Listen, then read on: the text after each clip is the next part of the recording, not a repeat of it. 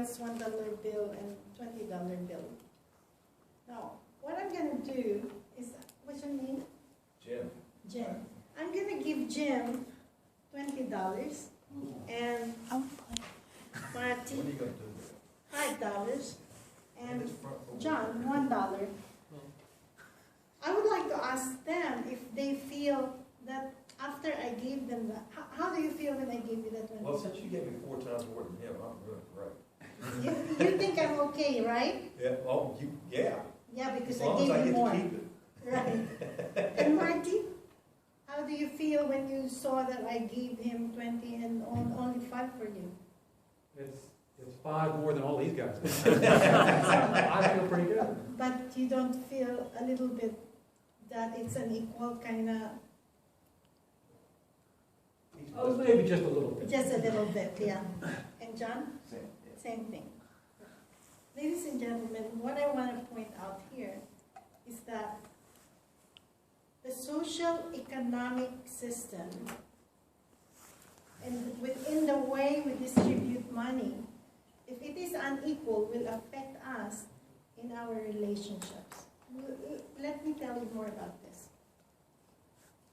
It was in the Philippines, and the day is beautiful. Everyone's laughing and eating. And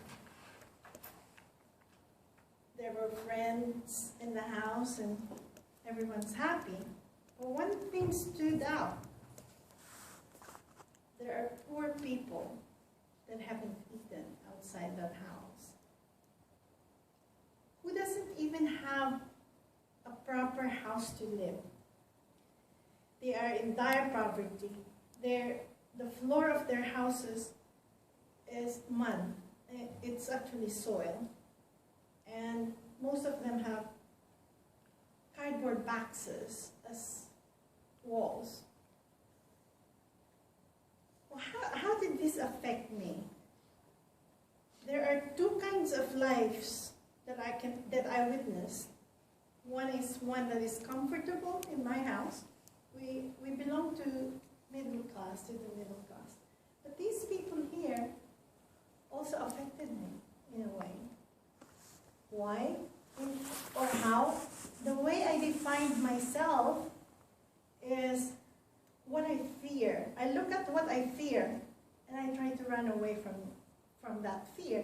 And right there, what's it telling me is that I should fear discomfort, poverty, and illiteracy.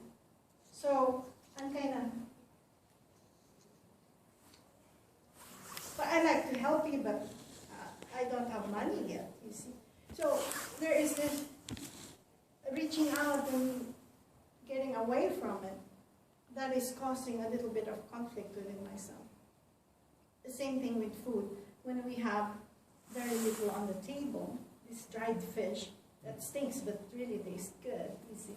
But if you have this every day, you would not want to eat it anymore after like a month.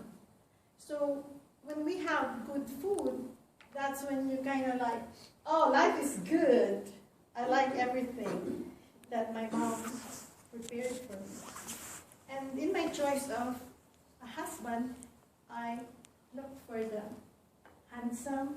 To me, handsome was like more of someone who dresses well, and he belongs to, I guess, the upper class at that time, because he was my first husband, and his grandfather is the owner of the private school where I'm enrolled in. So it's a big shop, you see, and everyone wants its attention. But I thought, I can get this guy, you see. And within that, I did not realize that I was really defining myself within fear of lack and desire for more, wherein the value that I have given myself is really based on how much everyone got, which is not much. There are people who got nothing, and there are people who got more. So I'm defining myself within that inequality in society. So I define myself as inferior, and since I'm getting a guy who's superior, I felt like I have what he's got, and it made me more.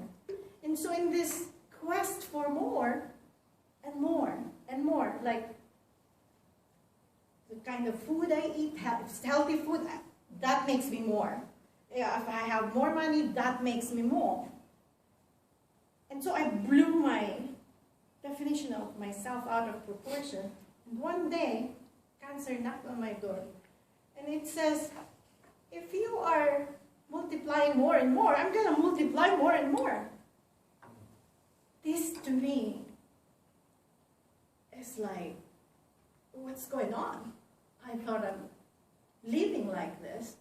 But what I realized is that I have to drop these definitions of myself, both the superlative and the inferiority complex and the superiority complexes, and be here, live life, enjoy myself. So rather than I need to do this and give myself more value, which is really my way of running away from inequality in society that I witness, is give me the value that I deserve. I'm a human, so are you. And money itself has a value equal to life. Why is that? Because it comes from plants. We don't really see it like that because we have abused it in a way. And so, ladies and gentlemen, I'd like to bring you back to the moral of the story, which is, let's work on equality within the social arena and the social system, because it affects all of us. And rather than thanking you, I'm thanking the plants for us to have made money out of them, that maybe one day we can provide equality for all in terms of money.